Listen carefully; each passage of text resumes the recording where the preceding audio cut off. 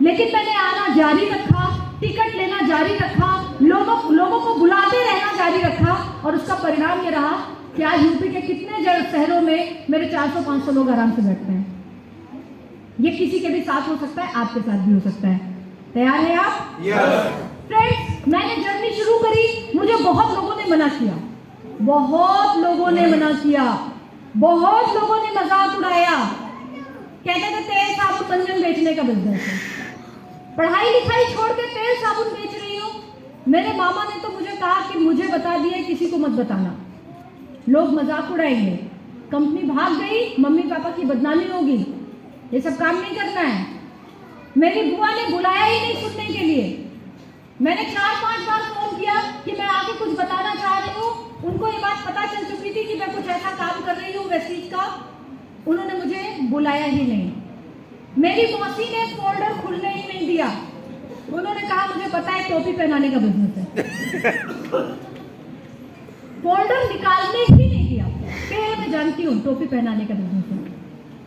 और ये होगा आपके साथ भी, इतनी बुरी तरह से आपको लोग मना करेंगे, बेइज्जत करेंगे, ताने देंगे कि आप अच्छे लोग शहीद हो जाएंगे, अच्छे धुरंधर चले जाते हैं।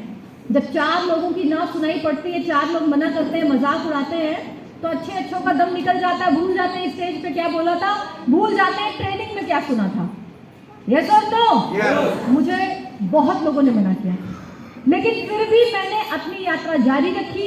मीटिंग ट्रेनिंग में आना मैंने कभी नहीं छोड़ा, प्लान दिखाना मैंने कभी नहीं छोड़ा, और इन 2 चीज़ों की वजह से धीरे धीरे करके मुझे वेस्टीज में सफलता मिलनी शुरू हुई, और मैंने अपने लाइफ की पहली विदेश यात्रा, आज मेरी टीम से बहुत सारे लोग थाईलैंड में हैं, लेकिन मैंने जो पहली विदेश यात्रा करी थी वो थी इंडोनेशिया, बाली। फिर नेक्स्ट पे आ जाइए।